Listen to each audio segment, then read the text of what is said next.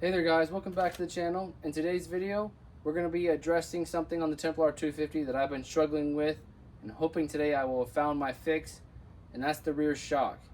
The preload is good for my weight, I can get it set pretty well, but when I go to the track, the hydraulics are just not strong enough, so every time I hit a jump or something, the back tire smacks the fender. So today I'm hoping to fix that by swapping out the shock oil here. So I don't know what comes in it, but we're gonna try the cheapest thing first, which is just change the oil out in our shock. So, all right, let's get started. So first things first, we need to completely loosen up our preload here now. So we're gonna put this in the vise.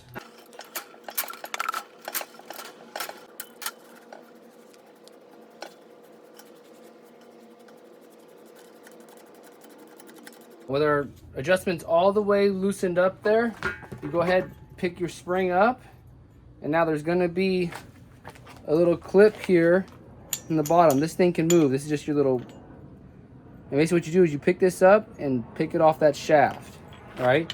So you're here, right? Spring sits down on top of this thing.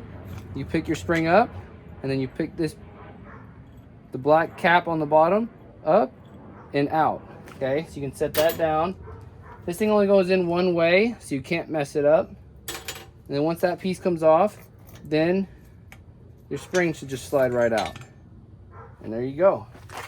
So if you want to do a spring change, if you know what spring you want, you go ahead, now you can swap it out. This one is a 350 pound per inch spring. So that's actually not a bad spring, at least for my weight. Maybe it can go a little bit thicker, but other than that, it looks pretty good. Now we need to move into the fluid, the hydraulics of this shock. So on this shock here, they're gonna have on your stock shock, there's gonna be like a little cap and then a little rubber piece. They fill it with nitrogen through like basically a syringe style. So right now what we're gonna do, we're gonna swap, I've already swapped mine out, but you're gonna have to swap this out for something where you can get an actual like air nozzle or hose on. In my opinion, that's more readily available than a syringe style air filter. We're gonna go ahead. If you have the stock nozzle on here, this is under pressure, probably about 150 to 175 pounds. So you're gonna have to slowly loosen this nut up and you'll hear it leak out. Once it's done leaking out, then you can take it all the way off. So what you're gonna do now, since I already have this one on here, so there you go. So just go ahead, push that Schrader valve in a couple of times. Make sure there's no built up pressure in there, okay? And now what we can do is now we gotta get this part off here. We gotta get this silver part. This silver part is threaded on there. So we go ahead and just take this off now. All right, now, so to get this silver part off, I'm gonna use a combination of paper towels just to wrap around it. And then I'm gonna use an adjustable wrench here to try to turn it. I'm not very good at this. Let me give it my best shot. But as you can see here, they have these two holes. Almost looks like a little, like a fork. You could stick something in there and try to turn it that way. But I don't have any of those kind of tools. So I'm gonna go ahead and just try to do this with an adjustable wrench here. Okay.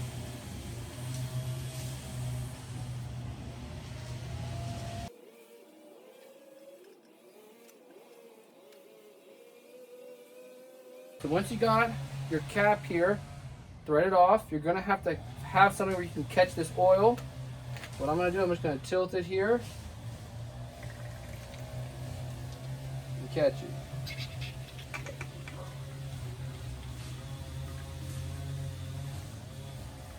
All right, so your shock is made up of two bigger components.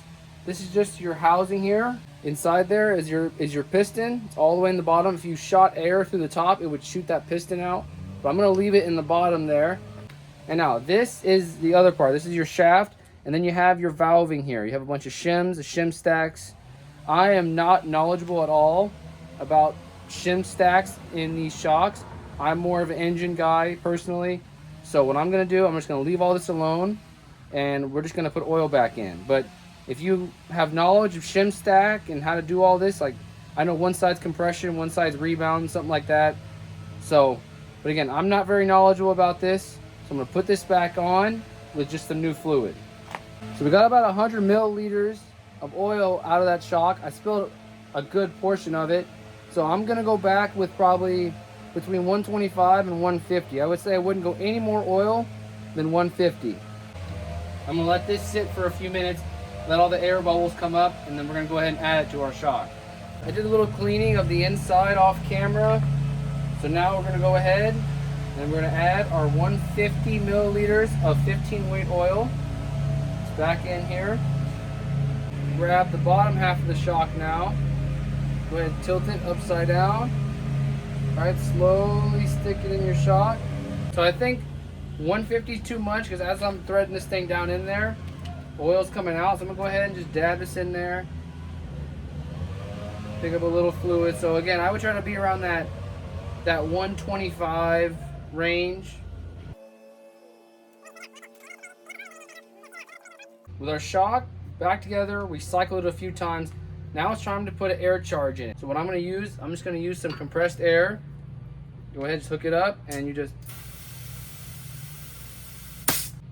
should be able to come down here and just press it, and it should come right back up. Just like that. That piston is always pushing against that fluid now. So this thing is perfect. Comes up all the way on its own. Again, it's gonna be slower because we added a thicker oil, which also means it's gonna take more pressure when you hit a jump, for example. So that initial like push down is gonna take a lot more pressure, which in turn will make it stiffer, right? So that's kind of our sacrifice for going thicker oil. You're gonna have the initial hit is gonna be a lot harder. We're back together. It's not leaking. Shock is performing like it should. So we're gonna go ahead and finish this up. All right, but before we put everything back together, just slide this little stopper down. Get your spring. This can go on either way, doesn't matter. Go ahead, slide it all the way down. And then from here, you're gonna have your little bottom piece. Yep, you have your little bottom piece. It only goes in one way because it's gonna wanna seat on that spring. So you cannot, I guess you can put it in backwards, but it's gonna look really weird and really funky. So if you look at it, it'll only go in one way. Go ahead, pull the spring down, flip it around, and there you go. So now you just go ahead, tighten up your preload adjustment where you want it. Now again, your preload's gonna pretty much remain the same. That's not gonna be affected by the oil. So again, I'm probably gonna go down a good way with this spring and then go test it out at the track.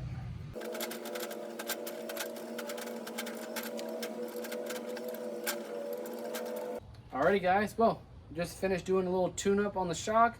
We changed the oil out, and now our next step is to pretty much go ahead and, well, one, I need to add 150 pounds, and I need to install this on the bike and go to the track. But I'm not going to show the installing it on the bike because I already have a couple of videos of that already out there, so don't think I need to waste y'all's time with that. But this was just a fun little idea. I have a second shock. It's kind of my experiment shock. The other one is stock on there right now. But yeah, I'm just trying to solve an issue because that's kind of what you're doing with these bikes when you buy this Templar and it's not designed to do what I'm doing. People are trying to figure out a way to make it happen. So this is kind of my little cheap way. I know some of you in the comments are going to have something to say about, oh, that's not how you do it. And I know that's not the correct way. Obviously, the correct way would be to ship it out, get it revalved, get all this stuff done. But I just don't want to spend $600 on a shock for a less than $2,000 bike. It just doesn't make much sense. The air here, as long as adding air. If you have a shop or you have somebody that's got nitrogen and they're willing to just hit you with 150 shot, do that. You're good to go.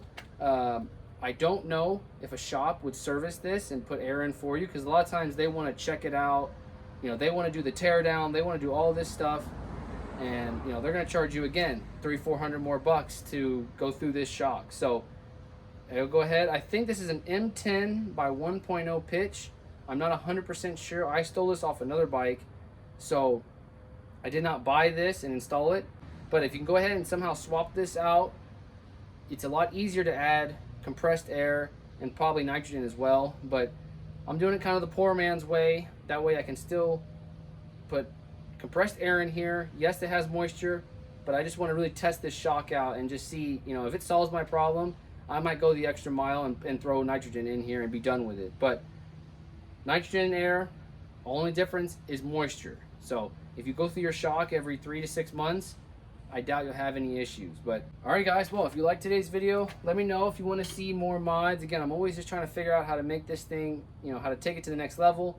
We did the front forks. That's arguably the best modification to do on these bikes. That to increase the length 3-4 inches, in my opinion, it should have came like that from the factory. Hope this video helped. If you have any questions, I'd be glad to help you out. The one thing I don't know really is about the size. I know it's an M10, and I think it's a 1.0 pitch, not a 1.25. I think it's a 1.0. So, alrighty guys, well if you liked today's video, let me know down below. And again, if you have any questions at all about this, put them down below. I'll try my best to help you out. Don't forget to like, comment, subscribe, and I'll catch you in the next one. See ya.